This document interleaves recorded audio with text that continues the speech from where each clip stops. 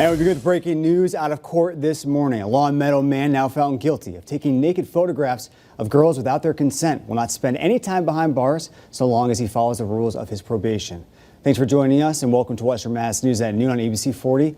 I'm David Horowitz. Western Mass News was at the Springfield Superior Court this morning for the sentencing of 22-year-old James McColley. He was found guilty by a jury of taking photographs of 5 females, 2 minors at the time, while they were changing or showering.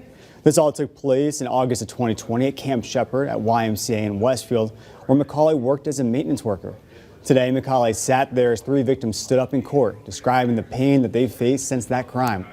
The judge sentencing McColley to 1-year delayed sentence with 1-year probation for 3 charges, and then 3 years probation for the other charges. In other words, McColley will not have to serve any time in prison as long as he doesn't violate his probation conditions. Now, we will have more from inside the courtroom later tonight on Western Mass News.